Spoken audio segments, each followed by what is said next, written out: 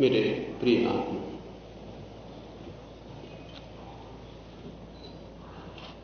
एक मित्र ने पूछा है कि क्या आप बता सकते हैं कि हमारी देश की वर्तमान परिस्थिति के लिए कौन जवाबदार है।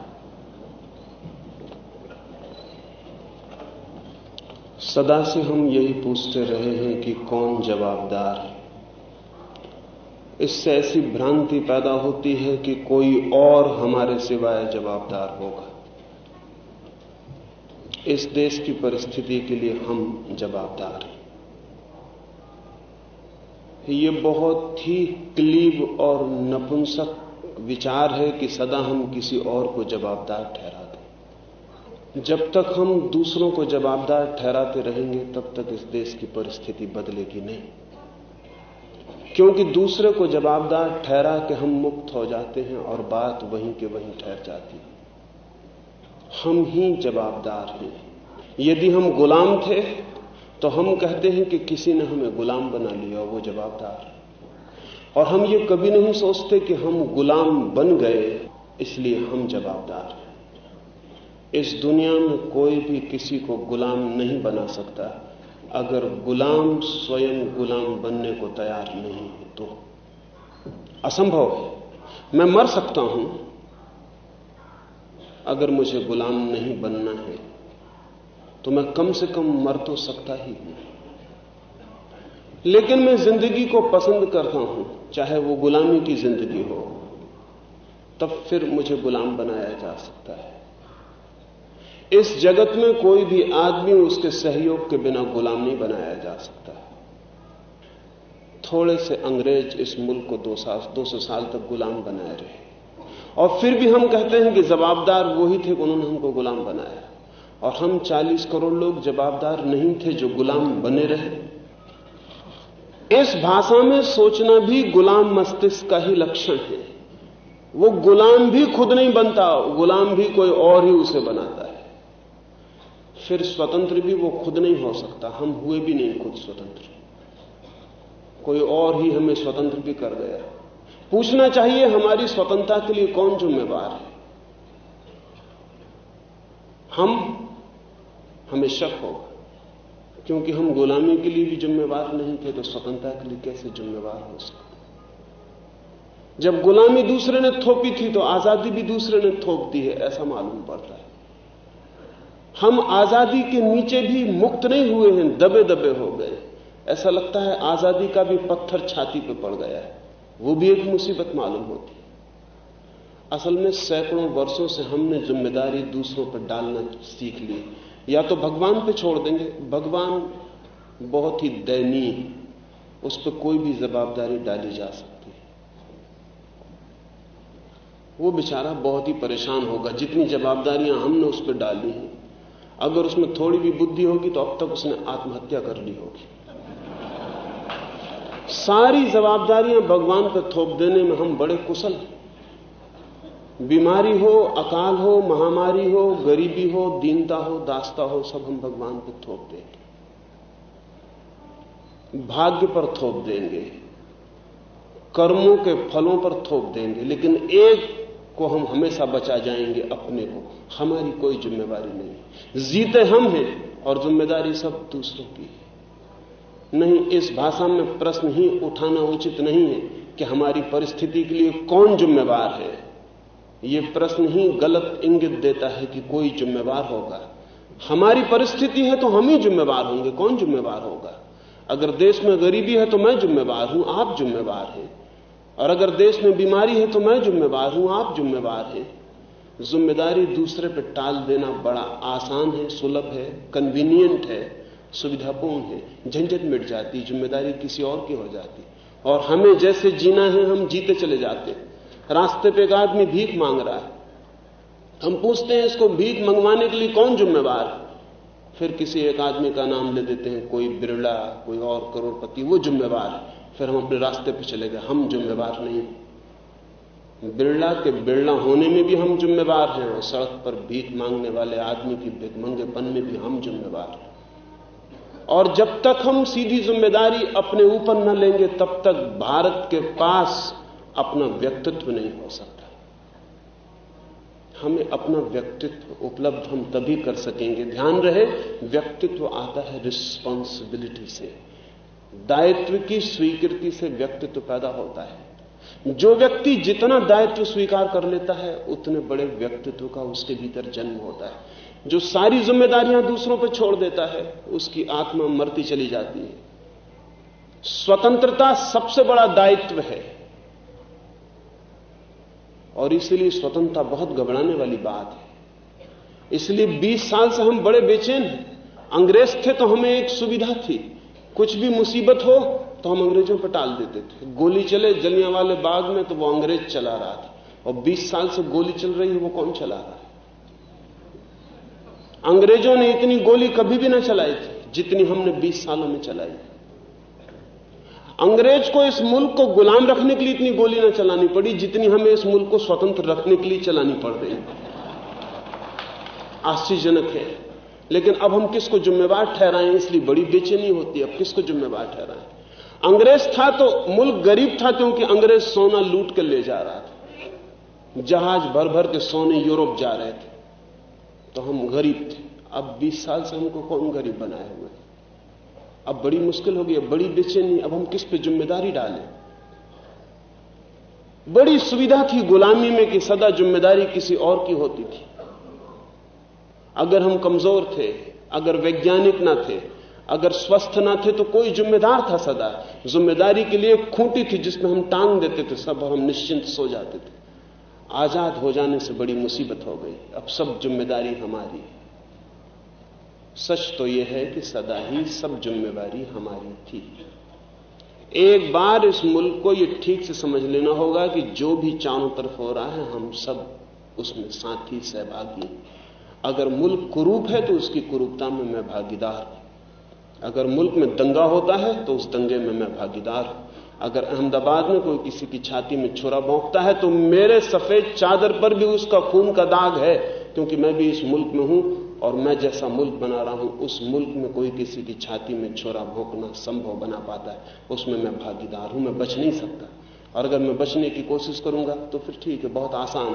कुछ लोग पकड़े जा सकते हैं कि ये गुंडे, इनको सजा दे दो, बात खत्म हो जाती है। लेकिन मुल्क फिर वही रहेगा, हम फिर वही रहेंगे, फिर किसी दूसरे गांव में छुरा चलेगा, क्योंकि हम परिस्थितियां मौजूद करते रहेंगे जिनमें छुरे भोंके जाते। नहीं, इस देश को सामूहिक दायित्व की धारणा को सीखना पड़ेगा। हम सब जिम्मेवार हैं। अमीर ही जिम्मेवार नहीं है गरीब को गरीब बनाने में, गरीब भी उतना ही जिम्मेवार है। मुझसे लोग पूछते हैं, स्त्रियां मुझसे आकर पूछते हैं कि हमारी गुलामी के लिए कौन जिम्मेवार है? पुरुष जिम्मेवार है, उनका ख्याल, और स्त्रियां जिम्मेवार नहीं।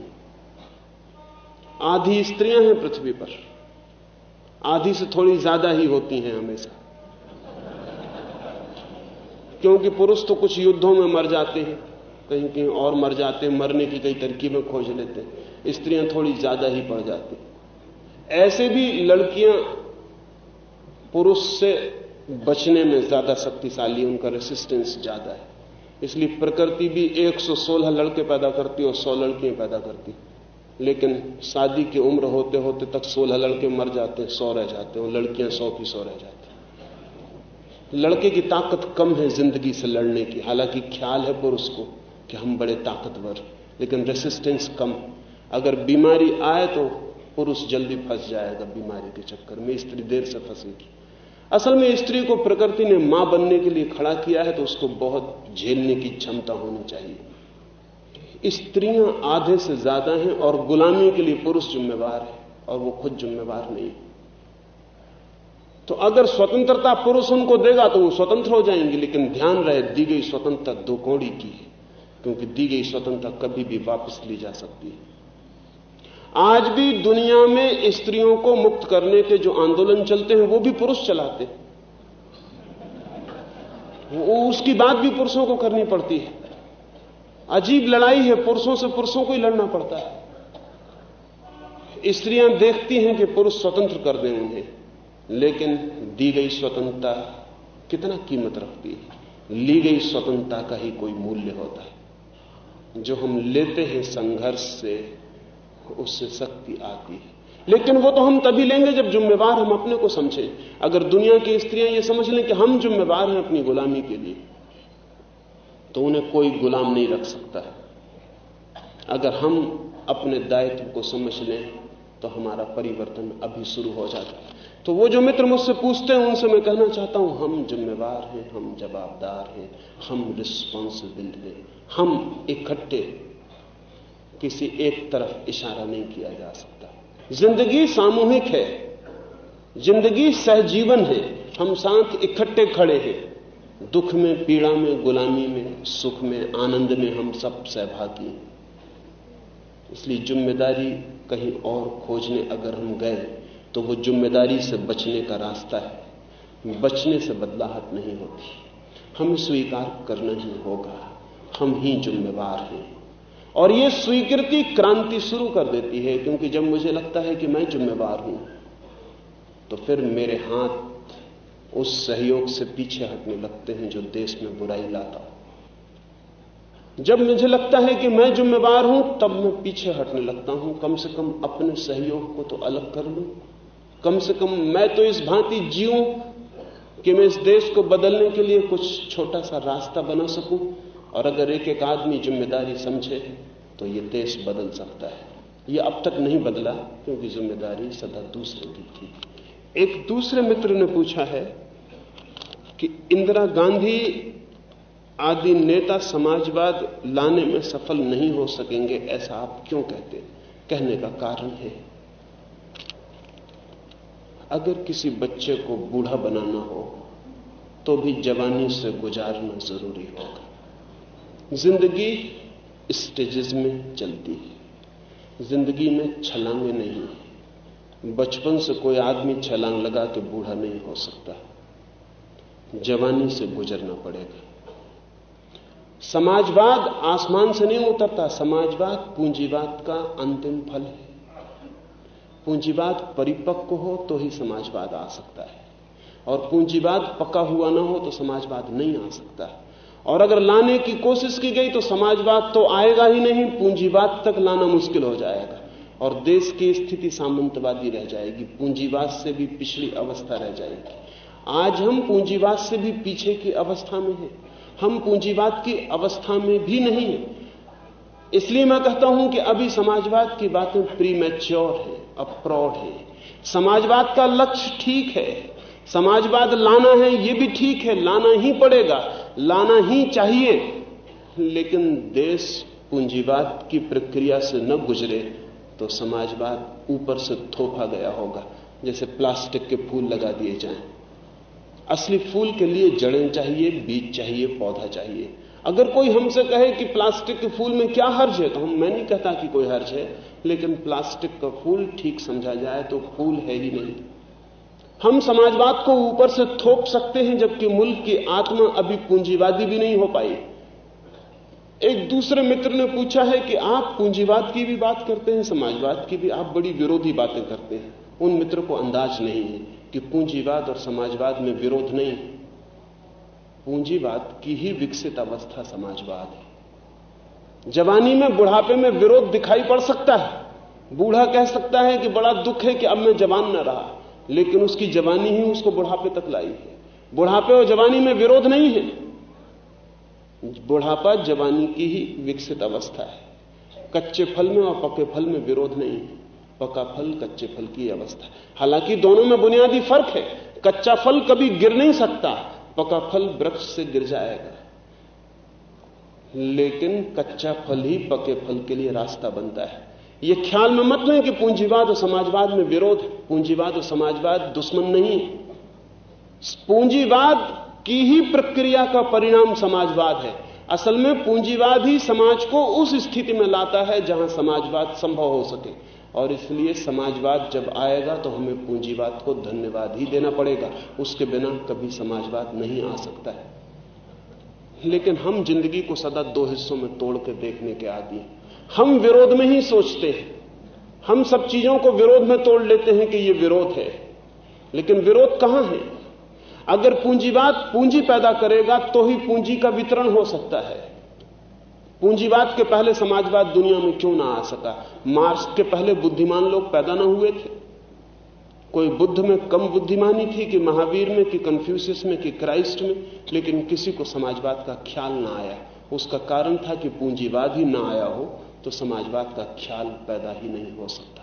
मार्क्स कोई बुद्ध, महावीर या कृष्ण से ज्यादा बुद्धिमान आदमी ना था, लेकिन मार्क्स एक नई स्थिति में था जहां पूंजीवाद आना शुरू हो गया था, इसलिए मार्क्स सोच सकता था समाजवाद की बात। मार्क्स के ख्याल में भी समाजवाद पूंजीवाद का विरोधी न था, वो पूंजीवाद की ही चरम सीमा थी जहां से पूंजीवाद के भीतर की शक्तियां बिखर के समाजवाद को ले आएंगी। मार्क्स ने कभी सोचा भी ना था कि रूस में समाजवाद पहले आ जाएगा, क्योंकि रूस पूंजीवादी देश न था। मार्क्स की भविष्यवाणी रूस के लिए न थी। मार्क्स की कल्पना में भी नहीं हो सकता था कि चीन में समाजवाद पहले आ जाएगा। चीन बहुत पिछड़ा हुआ मुल्क है, सामंतवादी मुल्क है। चीन भी अभी पूंजीवादी नहीं था, और इसलिए चीन को जबरदस्ती समाजवादी बनाने की जो चेष्टा चल रही है, जैसे बच्चों को जबरदस्ती बूढ़े बनाने की चेष्टा में जितनी तकलीफ उठानी पड़े, उतना खून गिराना पड़ रहा है, उतनी परेशानी हो रही है। रूस में भी वही हुआ। अगर मार्क्स जिंदा हो जाए तो बहुत हैरान होगा कि रूस में समाजवाद आया कैसे, क्योंकि रूस तो पूंजीवादी ही ना था। रूस तो पूरा फ्यूडल था, वहां तो भी पूंजी की कोई उन्नति ना हुई थी, कोई औद्योगिकरण ना हुआ था। लेकिन रूस के क्रांतिकारियों ने जबरदस्ती समाजवाद थोपने की कोशिश की। 40 साल जबरदस्ती समाजवाद थोपने के परिणाम में रूस को इतनी पीड़ा झेलनी पड़ी जितना पूंजीवाद किसी को इतनी पीड़ा कभी भी नहीं दे सकता है, न कभी दी।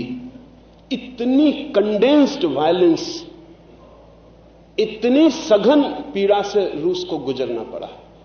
अगर हम उतनी ही पीड़ा से गुजरने को तैयार हों तो इंदिरा जी समाजवाद ला सकती है, लेकिन उतनी पीड़ा से गुजरने को भारत तैयार नहीं, और न तैयार किया जाना चाहिए, और न इंदिरा जी की समझ में है कि उतनी पीड़ा से गुजारना पड़ेगा तब समाजवाद आ सकता है। असल में अगर हमें पानी को भाप बनाना है तो 100 डिग्री तक गर्म होने देना पड़ेगा। 100 डिग्री तक पानी गर्म हो जाए तो भाप बन सकता है। भाप पानी की उल्टी नहीं है, 100 डिग्री के बाद की अवस्था है। भाप विरोधी नहीं है, 100 डिग्री के बाद की अवस्था है। पूंजीवाद जब 100 डिग्री पर उबलता है तो समाजवाद आना शुरू होता है। एक तो नैसर्गिक प्रक्रिया है कि पानी धीरे धीरे गर्म होकर 100 डिग्री तक पहुंचे, और एक व्यवस्था यह है कि सारे घर में आग लगा के एकदम पानी को गर्म कर लिया जाए। सारे घर में आग लगा के भी पानी गर्म हो सकता है, लेकिन उसमें पानी ही भाप नहीं बनेगा, घर के मेहमान भी, सब मित्र भी, रहने वाले भी भाप बन जाएंगे। मैं चाहता हूं कि ये देश समाजवादी हो। कोई भी सहानुभूति, थोड़े भी प्रेम से, थोड़ी भी करुणा से, थोड़ी भी समझ से भरा हुआ आदमी हो, वो समाजवाद के विरोध में नहीं हो सकता। सब बुद्धिमान आदमियों को साम्यवादी, समाजवादी होना ही पड़ेगा, वो अनिवार्यता है। लेकिन इसका यह मतलब नहीं है कि मैं कहूं कि आज समाजवाद थोपने की चेष्टा की जाए। हालांकि पूरा मुल्क का मन कहेगा कि ठीक है, बहुत सुखद है, क्योंकि गरीब को आश्वासन लगता है। आजादी से भी गरीब को आश्वासन लगा था। हिंदुस्तान के गरीब ने बड़े सपने बांधे थे कि आजादी आने पर स्वर्ग आ जाएगा, लेकिन गरीब बहुत डिसइल्यूजन हुआ। जब आजादी आई तो पता चला स्वर्ग वगैरह कुछ भी ना आया। 2-4 दिन प्रतीक्षा की 15 अगस्त के बाद कि अब आता होगा, थोड़ी देर भी लग सकती है।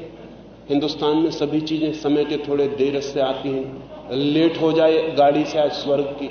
2-4 दिन प्रतीक्षा की, लेकिन झोपड़े वाले ने पाया कि झोपड़ा झोपड़ा है, उसका भूखा बच्चा भूखा है, उससे कोई फर्क नहीं पड़ा। कितने सपने आजादी के साथ जोड़े थे, ख्याल है आपको? नई पीढ़ी को कुछ ख्याल में नहीं आता। पुरानी पीढ़ी ने कितने सपने देखे थे, आजादी आते से सब आ जाएगा। आजादी आते से कुछ भी नहीं आ जाता। आजादी आते से सिर्फ गुलामी मिटी, और आजादी आते से सवाल आए। हल नहीं आ गया, हल आ भी नहीं सकता। अभी सारा मुल्क एक नए नशे से पीड़ित होगा कि समाजवाद आ जाए तो सब आ जाएगा। वो समाजवाद की बातें बहुत मोहक लगेंगी, जैसी आजादी की बातें बहुत मोहक लगी थी। अगर हम अपने मुर्दा शहीदों को जिंदा कर सकें, भगत सिंह को, राजगुरु को, चंद्रशेखर को, अगर वापस कब्रों से उठा के खड़ा कर सकें और कहें कि तुम इस मुल्क के लिए फांसी पे लटके थे, ये आजादी आ गई, तो भगत सिंह भगवान से प्रार्थना कहेगा कि बड़ी गलती हो गई। इस मुल्क के लिए हम मरे थे, इस आजादी के लिए, इसी आजादी के लिए हमने कुर्बानी दी थी। भगत सिंह ने कौन से सपने देखे होंगे कारागृह में, जिनके लिए मरना आसान हो गया। बड़े सपने देखे होंगे। वो यही मुल्क है जिसके लिए 100 वर्षों से लोग मरे थे? नहीं, वो सपने का मुल्क कभी नहीं आया। अभी समाजवाद का सपना, नया सपना पैदा हो रहा है। असल में 20 साल में देश के नेताओं को ऐसा अनुभव हुआ कि आजादी के आ जाने के बाद देश के पास कोई सपना नहीं रह गया, तो समाजवाद का सपना ही एक सपना हो सकता है। अब समाजवाद के सपने में मुल्क पीड़ित होगा, लेकिन मैं मानता हूं कि मुल्क की स्थितियां ऐसी नहीं है कि समाजवाद आज फलित हो सके। देश को संपत्ति पैदा करनी पड़े, पूंजी पैदा करनी पड़े। अगर देश संपत्ति और पूंजी पैदा ना करे तो बांटने का सवाल नहीं उठता। बटेगा क्या? सिर्फ गरीबी बढ़ जाएगी, हम और गरीब मालूम पड़ेंगे, और कुछ भी नहीं हो सकता है। इसलिए मैं कहता हूं इंदिरा जी या इंडिकेट या कोई भी इस मुल्क को अभी समाजवादी नहीं बना सकते, लेकिन समाजवाद के नाम पर एक इलेक्शन और जीत सकते, इससे ज्यादा कुछ भी नहीं हो सकता। एक इलेक्शन 72 का वो जीत जाएंगे, और उनके सामने 72 से आगे की कोई इरादे भी नहीं है। 72 का इलेक्शन ही जीत जाए तो बहुत जोर से बात करेंगे। अभी तो समाजवाद की बात बहुत जोर से चलेगी, इतने जोर से कि सारा मुल्क एकदम समाजवाद पे ही चिंतन करता हुआ मालूम पड़ेगा कि समाजवाद समाजवाद समाजवाद। लेकिन समाजवाद की छलांग ये मुल्क नहीं लगा सकता। ये मुल्क अभी फ्यूडल सिस्टम के बाहर आ रहा है, अभी फ्यूडल सिस्टम के, सामंतवादी व्यवस्था के भी ये बाहर नहीं हो पाया, पूंजीवादी नहीं हो पाया, क्योंकि पूंजीवाद की प्रक्रिया के बड़ी हिस्सा है इंडस्ट्रियल रेवोल्यूशन। एक औद्योगिक क्रांति हो जानी चाहिए, तो मुल्क में औद्योगिक क्रांति अभी भी नहीं हो गई। अभी भी हमारा 80% व्यक्ति खेत पर निर्भर है। 80% आदमी खेत पर ही जिंदा है। बाकी 20% आदमी भी, वो जो 80% आदमी खेत पर जिंदा है, उसके शोषण पर जिंदा है। अभी देश औद्योगिक नहीं हो गया, अभी गांव है, अभी गांव नगर नहीं बन गए। अभी देश का गरीब आदमी मध्यवर्गीय भी नहीं हो गया है कि वो सोच सके संपत्ति के संबंध में, धन के संबंध में। और धन पैदा कैसे हो, क्योंकि हमारे सारे उपकरण आज भी प्रिमिटिव हैं, आज भी आदिम हैं। आज भी हम आदिम बातों पर बैठे हुए हैं और आदिम बातों से संपत्ति पैदा करने की कोशिश कर रहे हैं। एक आदमी खेत में बैल को लगा के जुता हुआ है। बैल का ईजाद हुए कोई 5000 साल हो गए। 5000 साल पहले जिस आदमी ने बैल जोता था खेत में, वो बड़ा क्रांतिकारी आदमी रहा होगा, लेकिन 5000 साल बाद भी जो बैल जोत रहा है उसकी बुद्धि पर शक होता है। हम अभी औद्योगिक क्रांति से नहीं गुजरे। उद्योग बढ़े, संपत्ति इतनी आए कि देश में बांटी जा सके, तो समाजवाद चरितार्थ हो सकता है, अन्यथा नहीं। इसलिए मैं कहता हूं कि कोई अभी समाजवाद नहीं ला सकता। इसमें कोई इंदिरा जी या उनके साथियों की कमजोरी नहीं है, इसमें देश की वैज्ञानिक स्थिति की जैसी स्थिति है उसकी मौजूदगी कारण। इसमें मैं चाहूं या कोई भी चाहे तो समाजवाद नहीं ला सकता। और अगर लाना हो तो एक ही रास्ता है, फिर स्टालिन जैसा नेता चाहिए या माओ जैसा नेता चाहिए, जो समाजवाद लाने के लिए इतना खून कर सके, इतनी हत्या कर सके। उतनी हत्या की हमारी तैयारी नहीं दिखाई पड़ती कि हम उतनी हत्या के लिए राजी हो जाएं। फिर लोकतंत्र नहीं चाहिए, क्योंकि लोकतंत्र समाजवाद नहीं ला सकेगा। इस हालत में लोकतंत्र समाजवाद ला सकता है अमेरिका जैसी हालत में, इस हालत में नहीं ला सकता। इस हालत में तो बंदूक का कुंदा हो और छाती के पीछे तोप लगी हो और पूरे वक्त मरने का डर हो, जबरदस्ती काम लिया जा सके और जबरदस्ती धन पैदा करवाया जा सके, तो शायद 50 वर्ष की हत्या और हिंसा के बाद हम थोड़ी बहुत संपत्ति पैदा कर सके। लेकिन आज भी रूस अमीर नहीं हो सका है। 50 साल के अनुभव के बाद भी रूस एक गरीब देश है। हमें लगेगा कि अगर रूस गरीब देश है तो चांद पर पहुंचने की कोशिश कैसा करता है। वो कोशिश ऐसे ही है जैसे एक गरीब आदमी सिल्क का कुर्ता पहन के और सामने के पड़ोसी धनी आदमी के सामने अकड़ के निकले, चाहे घर में भूखा रह जाए। रूस की कोशिश वैसी है, इसलिए रूस पिछड़ भी गया उस दौड़ में, क्योंकि वो दौड़ इतनी महंगी थी कि अमेरिका के लिए शौक था, रूस के लिए जान की बन गई, इसलिए पिछड़ना भी पड़ा उस दौड़ में। और फिर नीचे जनता का दबाव भी बढ़ा कि घर में खाने को ना हो। पिछले कुछ वर्षों से रूस को भी गेहूं कनाडा से खरीदना पड़ रहा है। 40 साल के समाजवाद के बाद भी गेहूं बाहर से खरीदना पड़े तो थोड़ा सोचने की बात, थोड़ा विचारने की बात। और मैं आपसे कहता हूं कि आने वाले 5 वर्षों के बाद अमेरिका ही रूस को गेहूं दे सकेगा। अमेरिका के ही गेहूं पर रूस को भी पलना पड़ेगा जैसा हमको पलना पड़ रहा है। और यह बात साफ होती चली जा रही, क्योंकि 50 वर्ष की जबरदस्ती के कारण प्रेरणा तो बिल्कुल मर गई है, कोई काम नहीं करना चाहता रूस में। और जबरदस्ती कब तक काम लिया जा सकता है? पूरा रूस एक कंसंट्रेशन कैंप हो गया, एक बड़ा कारागृह हो गया, जिसमें जबरदस्ती काम लिया जा रहा है, जिसमें आदमी को मरने के डर पे काम लिया जाता रहा। कब तक ऐसा चल सकता है? थोड़ी देर चल सकता है, बहुत देर के बाद मुश्किल हो जाता है, आदमी इंकार कर देता है, या इतना मृत्यु से भी इतना राजी हो जाता है कि कहता है कि ठीक है हम मरी जाएं, जो कुछ होगा होगा। लेकिन रूस अमीर नहीं है। आज भी रूस के पास कितनी कारें हैं, कितने लोगों के पास कारें हैं, कितने लोगों के पास ठीक कपड़े हैं, कितने लोगों के पास ठीक भोजन। हां, जो यात्री जाते हैं वो गलत खबरें लेके आ जाते हैं, क्योंकि उनके ठहरने के लिए खास होटलें हैं, खास दुकानें हैं खरीदने के लिए, खास आदमी हैं बात करने के लिए, जिनसे वो बात करके लौटते हैं। लेकिन इधर उधर भटक के थोड़ा रूस में खोजना बड़ा सवाल है, और तरह का सवाल है। रूस अमीर नहीं हो सका, और ये अनुभव में आ रहा है उन्हें कि कहीं कोई भूल हो गई। फिर भी स्टालिन बहुत हिम्मत का आदमी था, उतना हिम्मत का आदमी हिंदुस्तान में कृष्ण के बाद तो पैदा नहीं हुआ। अगर कृष्ण हमको फिर से मिल जाएं तो कृष्ण हिम्मत के आदमी हैं, वो कहते हैं कोई फिक्र नहीं, मारो, क्योंकि आत्मा मरती ही नहीं, काटो, कोई चिंता नहीं। कृष्ण हमको मिल जाए तो समाजवाद लाया जा सकता है। और रूस से ज्यादा हत्या करनी पड़ेगी भारत में, रूस से बहुत ज्यादा हत्या करनी पड़ेगी, क्योंकि भारत रूस से बहुत ज्यादा आलसी है। इतने आलस्य में हमें हत्या के सिवा कोई रास्ता न रह जाएगा। लेकिन इंदिरा जी को या उनके साथियों को कुछ अंदाज नहीं है, अंदाज का कोई कारण भी नहीं है, क्योंकि भीड़ जिस बात से राजी हो वो बात कहनी चाहिए। नेता तभी नेता बना रह सकता है, नेता को कोई दूरदर्शी होने की जरूरत नहीं है। दूरदर्शी आदमी नेता नहीं हो सकता। नेता को शॉर्ट साइटेड होना चाहिए, पास ही दिखाई पड़ना चाहिए, दूर दिखाई पड़ने नहीं चाहिए, तभी नेता हो सकता है। और अगर नेता अंधा हो तो और भी अच्छा नेता हो सकता है, क्योंकि बिल्कुल दिखाई ना पड़े तो वो ऐसे नारे लगा सकता है जो कि देखने वाला कभी भी नहीं लगा सकता। और अंधों के देश में नेता होने के लिए अंधा होना क्वालिफिकेशन, योग्यता है।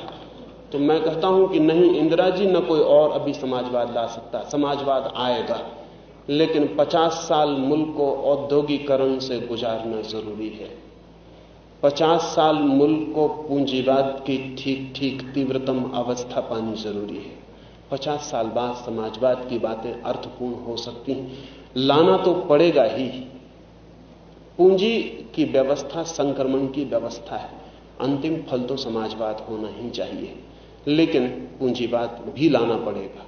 अब ये बातें मेरी उल्टी दिखाई पड़ सकती हैं, ये बातें उल्टी दिखाई पड़ सकती हैं कि मैं कहता हूं समाजवाद लाना है और पूंजीवाद लाना पड़ेगा। आपको दिखाई पड़ती होंगी उल्टी, उल्टी नहीं, क्योंकि मैं उनको विकास के चरण मानता हूं।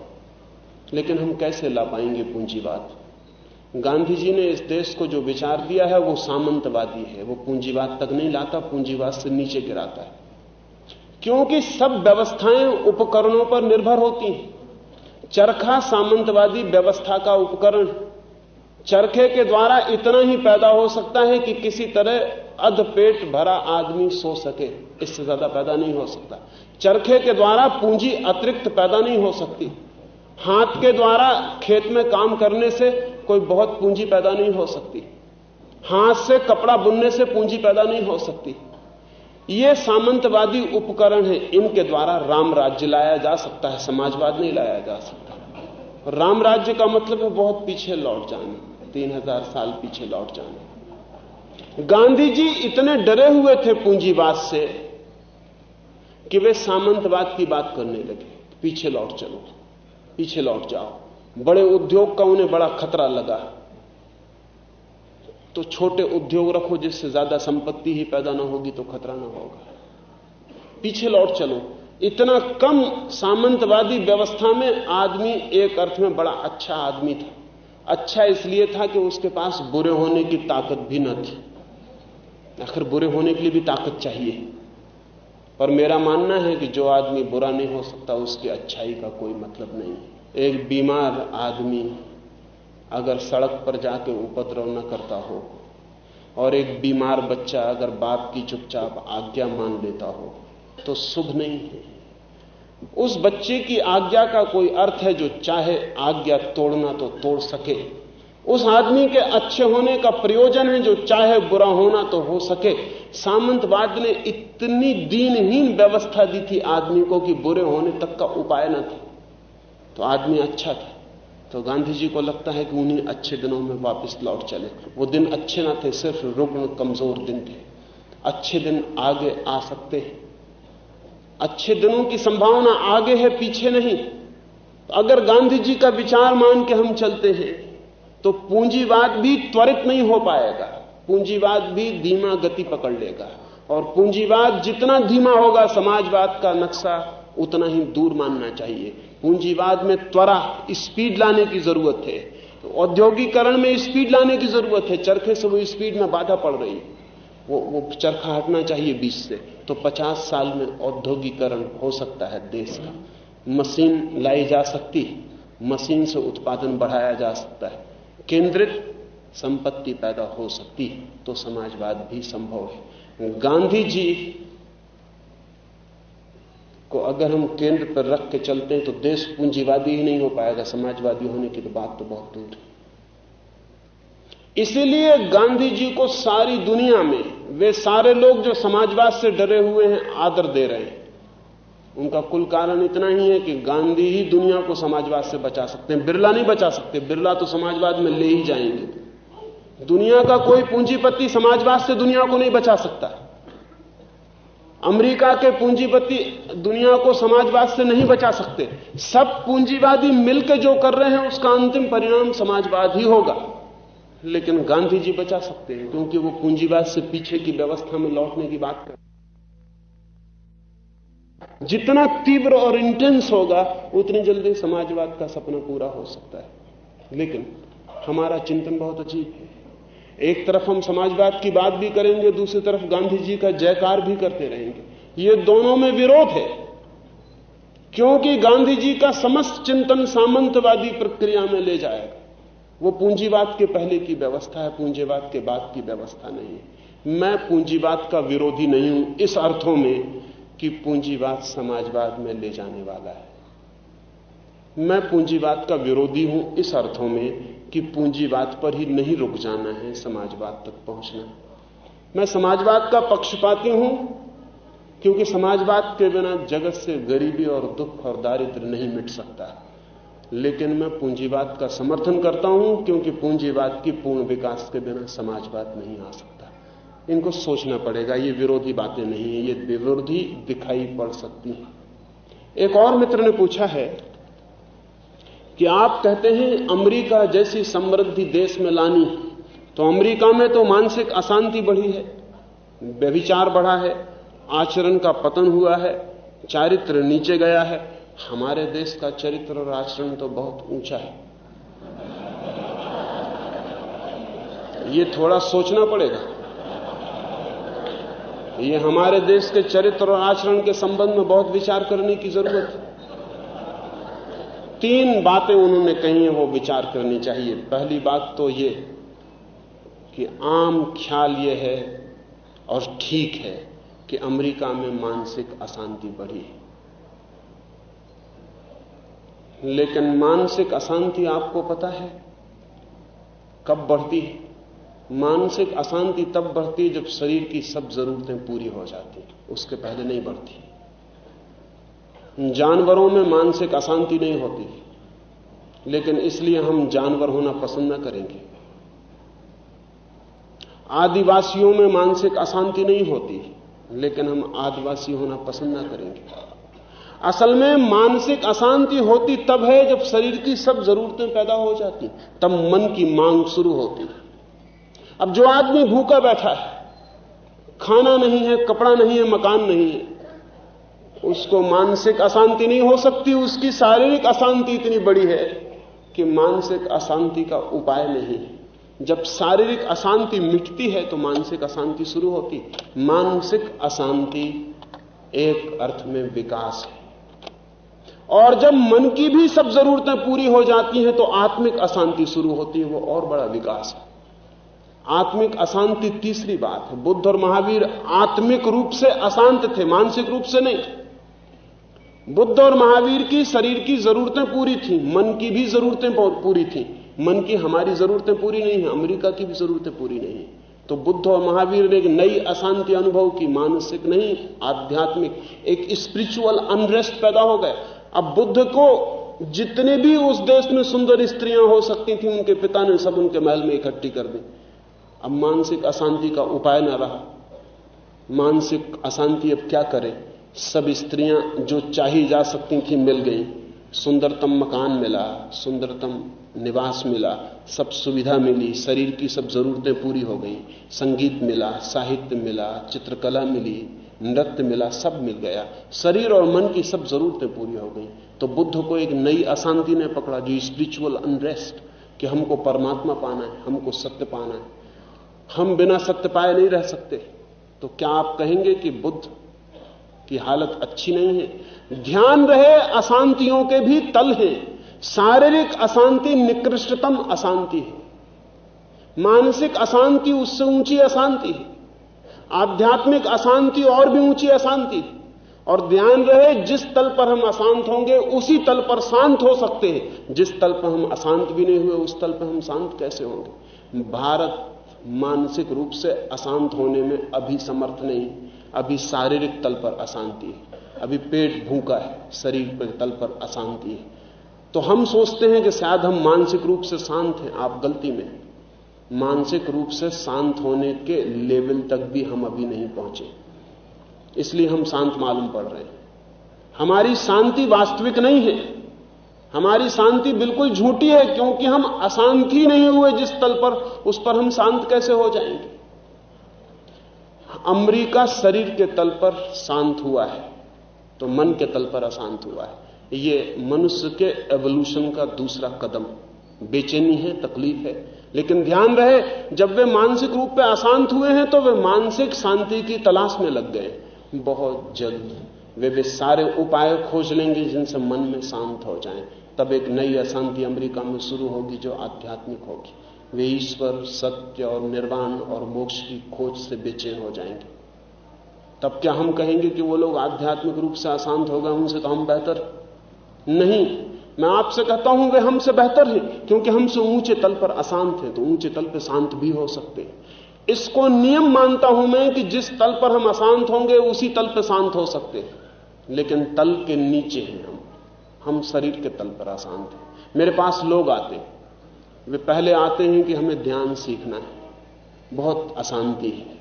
फिर कुछ दिन मेरे पास रुकते हैं, मैं उनसे और बात करता हूं तो पता चलता है किसी को लड़की की शादी करनी है असल में, इसलिए अशांति है। वो कहता है कि ठीक है। जब निकट आता है तो पहले तो वो ध्यान और परमात्मा की बात करता है, जब निकट आता है तो वो धीरे से बात करता है कि लड़की बड़ी हो गई और शादी करनी।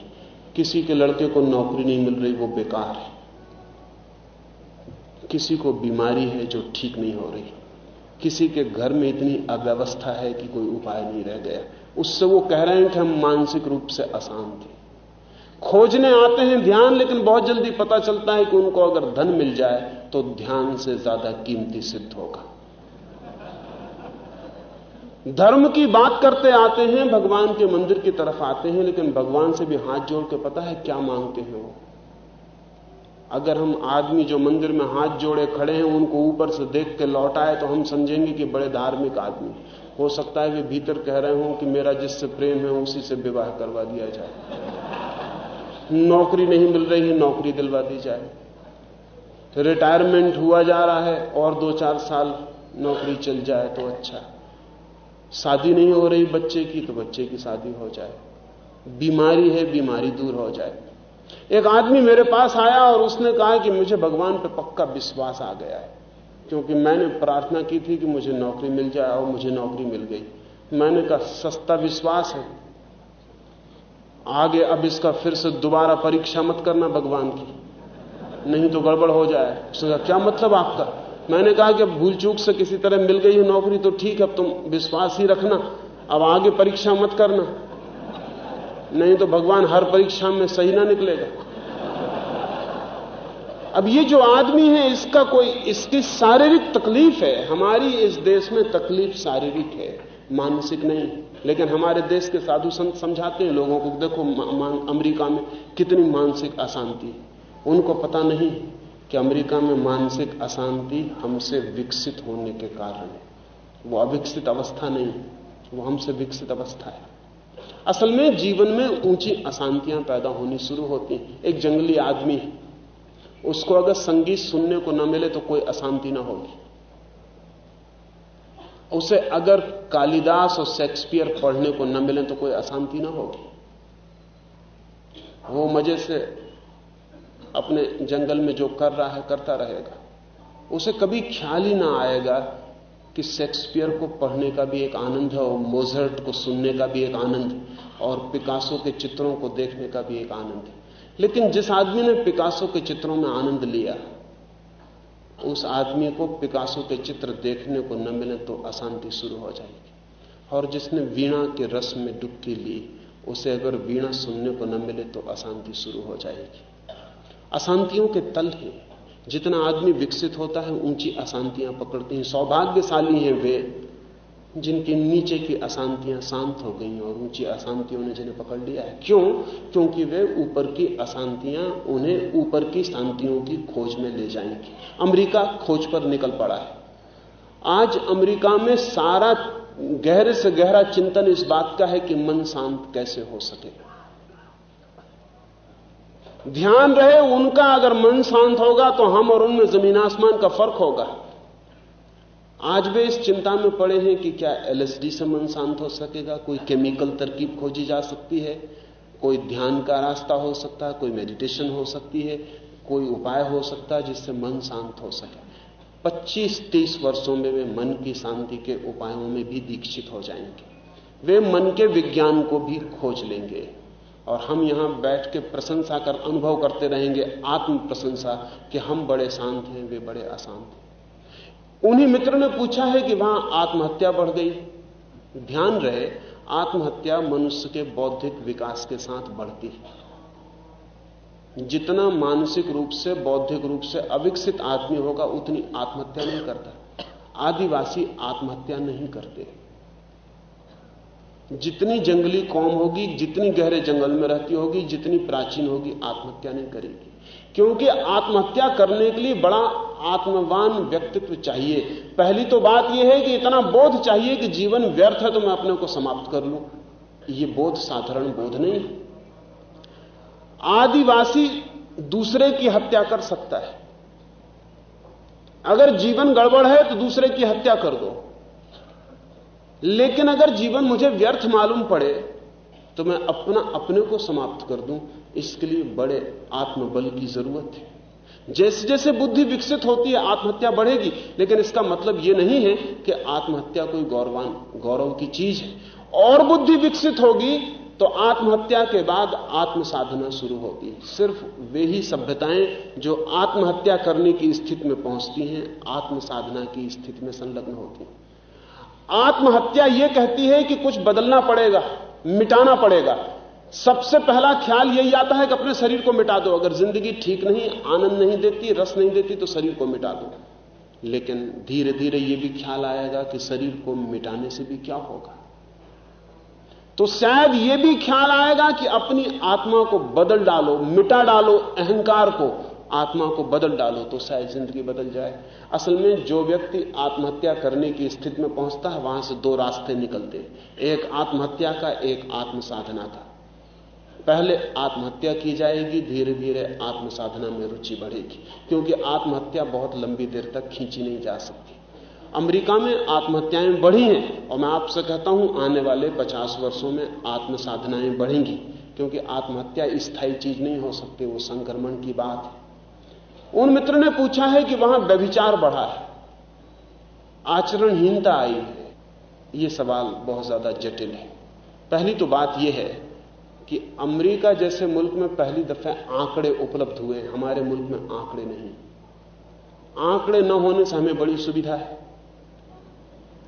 अगर मैं आपसे एक एक आदमी से आके पूछूं कि आपने अपनी जिंदगी में अपनी पत्नी को छोड़कर और किन किन स्त्रियों से प्रेम किया, तो कोई भी राजी नहीं होगा। हाँ, बता देगा कि पड़ोसी ये कर रहे हैं लेकिन अपन दूर है।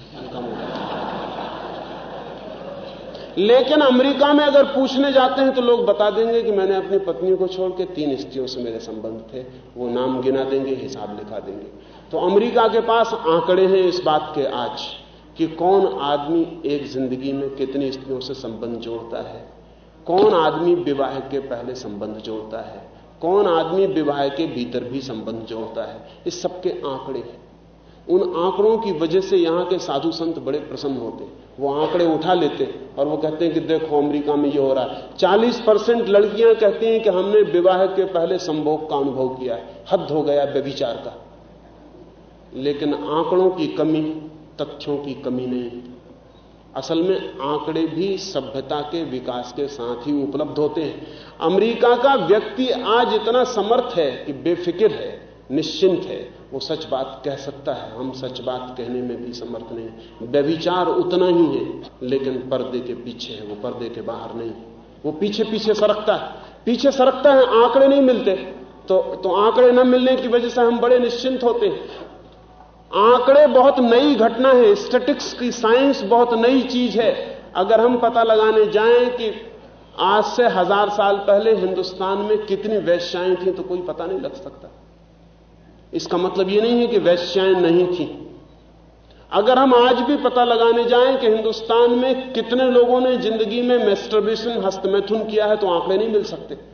लेकिन अमेरिका में मिल सकते हैं। उसका कारण यह है कि जिंदगी को सीधा साफ पाखंड की तरह नहीं लिया जा रहा है। एक आदमी से पूछे तो वो कह देगा कि हां ऐसा ऐसा हुआ। उसकी वजह से मनुष्य को समझने में बड़ी सुविधा हुई, सच्चाइयां सामने आई, हैरानी के तथ्य प्रकट हुए और नए तथ्यों ने जीवन को संवारने सुधारने की नई सुविधा जुटाई है। उसका परिणाम यह हुआ है कि हम आदमी के वास्तविक व्यक्तित्व को जानने में जितने समर्थ आज हो गए हैं उतने कभी भी नहीं थे। क्योंकि आदमी ऊपर एक शक्ल बनाया था, भीतर कुछ और था। वो कहता कुछ और था, करता कुछ और था। आज अमेरिका में हम पता लगा सकते हैं कि वो करता क्या है, और अगर करने का पता लगे तो बहुत हैरानी की बात है। अनुभव किया गया अभी जो 10 वर्षों में खोजबीन होती है अमेरिका में, उसके बहुत अजीब परिणाम। उसके परिणाम ये हैं कि करीब 70% लोग जीवन में कभी ना कभी हस्तमैथुन करते। तो अब ये हमको आंकड़ा मिल गया। ये आंकड़ा अमेरिका के आदमी पर ही लागू नहीं है, ये सारी दुनिया के आदमी पर लागू है।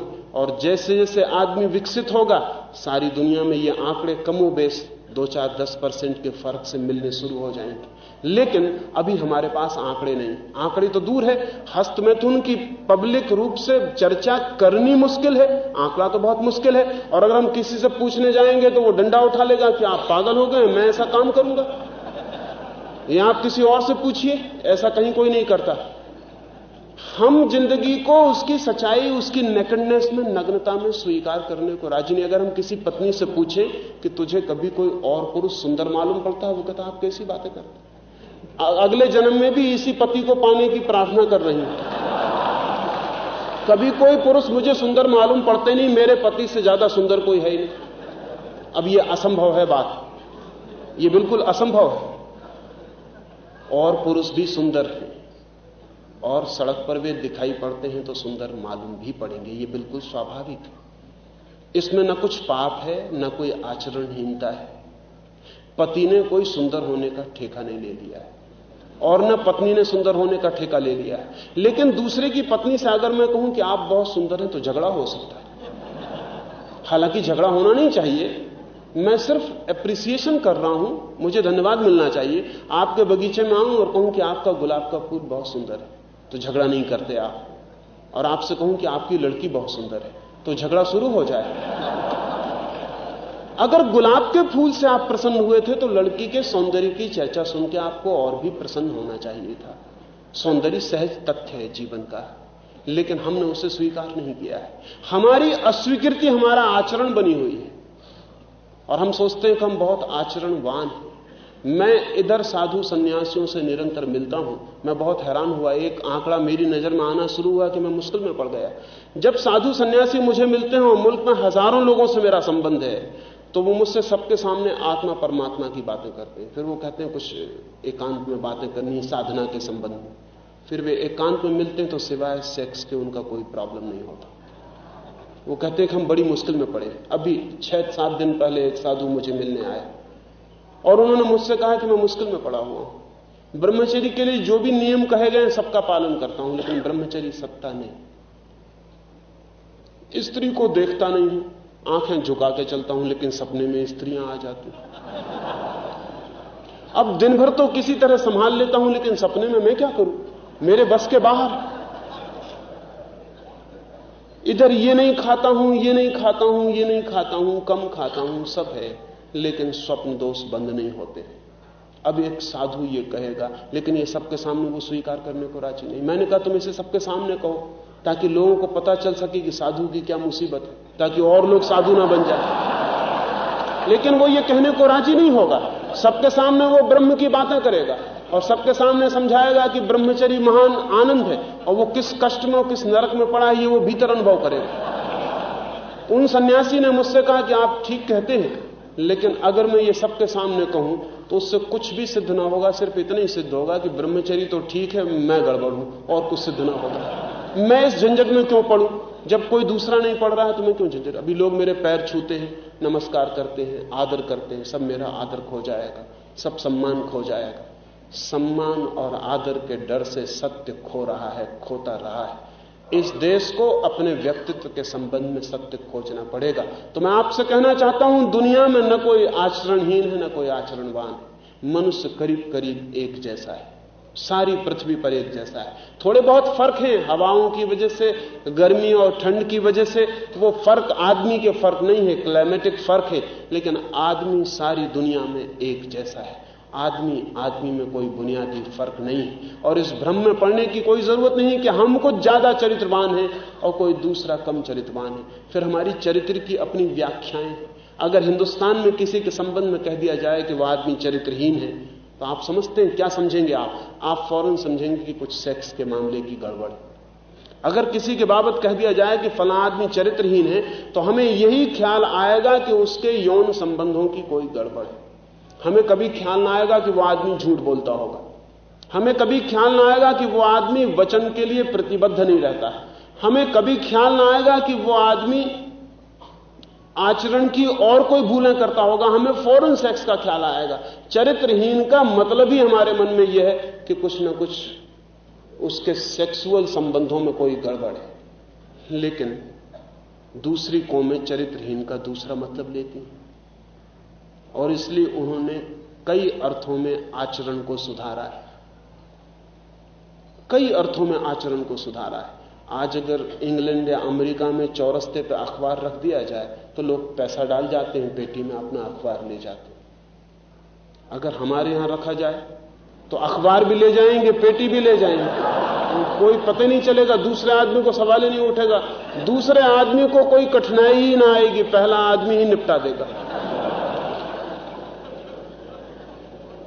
डिपार्टमेंटल स्टोर से लोग चीजें चुन लेते हैं, पैसा डाल देते हैं।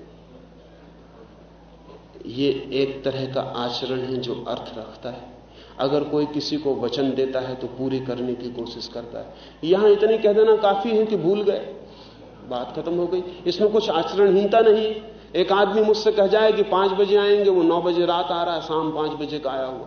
वो कहता है कुछ जरा काम में लग गया। मेरे 4 घंटे उसकी प्रतीक्षा में खराब हुए, इसका कोई हिसाब ही नहीं, इससे कोई संबंध नहीं, इससे कोई प्रयोजन नहीं है। हमारी आचरण की सारी केंद्रितता सेक्स से बंध गई है। सारी दुनिया में सेक्स से धीरे धीरे आचरण को मुक्त किया जा रहा है और आचरण की दूसरे आयाम पकड़े जा रहे हैं। क्योंकि ठीक से समझा जाए तो सेक्स 2 व्यक्तियों के बीच का संबंध है। दूसरे आयाम बहुत महत्वपूर्ण हैं। दूसरे आयाम सत्य बोलने के, वचन प्रतिबद्धता के, नियम समय के पालन के ज्यादा महत्वपूर्ण हैं, आश्वासन के ज्यादा महत्वपूर्ण हैं। अगर मैं किसी के पास जाऊं और उससे कहूं कि मेरा फला काम कर देना, तो वो कहेगा कि हां कर देंगे। कोई नहीं तो कहेगा ही नहीं, और कोई काम करेगा भी नहीं। बल्कि मैंने लोगों से कहा, कभी मैं किसी के घर बैठा हूं, एक वाइस चांसलर के घर ठहरा था, कोई आया, उसने कहा कि मेरा फलाना लड़का है, वो आपके यहां नौकरी के लिए दरखास्त किया। उन्होंने कहा हाँ मैं सब देख लूंगा, घबराइए मत। वो चले गए। तो मैंने कहा सच में आप देखेंगे? उन्होंने कहा देखने कहां सवाल, जो आता है उससे यही कहना पड़ता है, क्योंकि अगर हम देखने लगे तो मुश्किल में पड़ जाएं, और अगर ना करें तो वो आदमी पीछे पड़ जाए, तो हम हां बोल देते हैं और झंझट के बाहर हो जाते हैं। सब राजनीतिक हां बोल रहे हैं, सब नेता हां बोल रहे हैं, कुछ भी कहिए वो कहते हैं हां बिल्कुल करेंगे, और उनके हां का मतलब ठीक से समझ लेना। जैसे पहले कहा जाता था कि स्त्री नहीं कहे तो उसका मतलब हां होता है, ऐसा नेता हां कहे तो उसका मतलब नहीं होता है।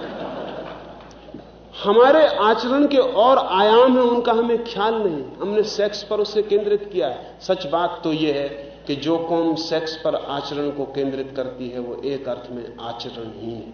सेक्स कोई अर्थ नहीं रखता। इतना बड़ा जितना हम सोच रहे, जितना हम उसे महत्व दे रहे हैं, उतना अर्थ नहीं रखता।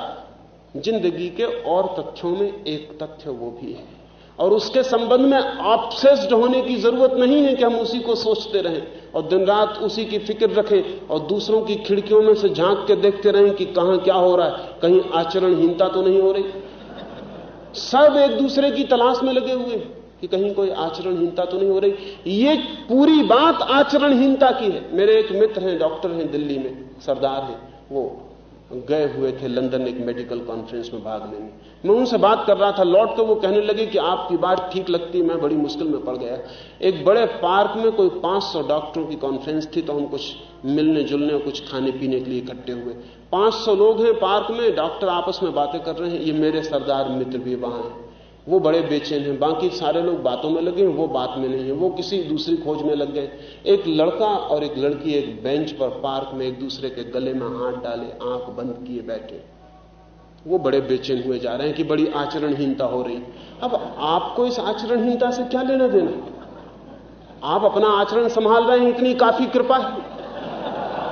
एक युवक और एक युवती गले में हाथ डाले बैठे, इससे आपको क्या बिगड़ रहा है?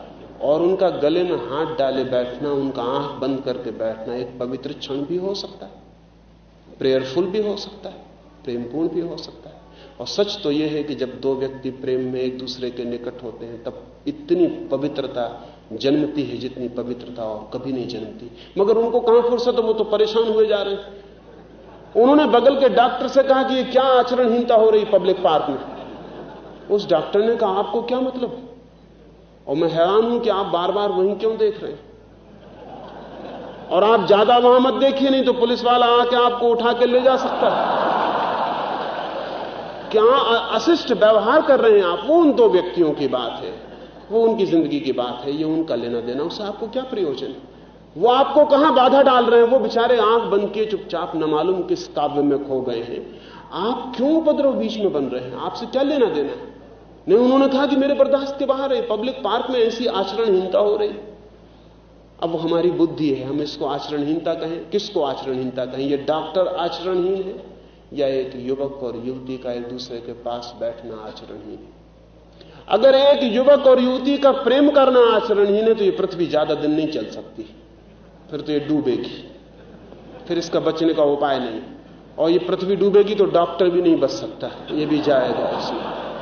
नहीं, मेरी दृष्टि में ये डॉक्टर आचरणहीन है। दूसरे व्यक्तियों के जीवन में इतनी ज्यादा घुसपैठ आचरणहीनता है। दूसरे व्यक्तियों का अपना जीवन है, उस जीवन में हम इतनी आतुरता से प्रवेश करें, ये हमारे भीतर किसी गहरी कमी का द्योतक है। मेरी अपनी समझ है, मैंने उस डॉक्टर को कहा, मैंने कहा ऐसा प्रतीत होता है तुम किसी स्त्री को कभी प्रेम नहीं कर पाए। काश तुमने किसी स्त्री को प्रेम किया होता, काश तुम किसी स्त्री के पास बैठकर किसी स्वप्न में खो गए होते, तो तुम्हें आचरणहीनता मालूम न होती। लेकिन तुमने कभी किसी स्त्री को प्रेम नहीं किया, इसलिए तुम्हें आचरणहीनता दिखाई पड़ी। और तुमने कभी किसी स्त्री को नहीं चाहा, इसलिए तुम दूसरे बहाने खोज के उस लड़की को देखते रहे। वो तुम्हारा देखना, वो तुम्हारा झांकना, वो चोरी से तुम्हारा उसकी तरफ बार बार रुख करना एकदम चरित्रहीनता का लक्षण। हम चरित्र की क्या परिभाषा करते हैं, इस पर सब कुछ निर्भर करता है। हमें आप हैरान होंगे, हमारे शास्त्रों में जिनमें बड़े बड़े साधु संन्यासियों ने, बड़े महात्माओं ने किताबें लिखी, उसमें स्त्रियों की भारी निंदा की और निंदा के साथ साथ स्त्रियों के एक एक अंग की रसपूर्ण चर्चा भी की। असल में साधु सन्यासी स्त्रियों की निंदा के बहाने उनके अंगों की चर्चा का रस भी ले लेते। वो चर्चा भी साथ चलेगी, वो निंदा भी साथ चलेगी, वो चर्चा भी साथ चलेगी। कौन है चरित्रवान? चरित्र के हमें सारे आधार बदलने पड़ेंगे। अब तक जिसको हम चरित्र कहते रहे हैं वो चरित्र कम है, वो दूसरे को दुष्चरित्र सिद्ध करने की चेष्टा ज्यादा है। अब तक जिसको हम आचरण कहते रहे हैं वो आचरण कम है, वो दूसरे को निंदित करने की, नरक भेजने का उपाय और व्यवस्था ज्यादा है। सांझ में इस संबंध में थोड़ी बात करना चाहूंगा कि चरित्र क्या है, क्योंकि वो भी हमारा जिंदा सवाल है। मेरी बातों को इतनी शांति और प्रेम से सुना, उससे अनुग्रहित हूं और अंत में सबके भीतर बैठे परमात्मा को प्रणाम करता हूं। मेरे प्रणाम स्वीकार करें।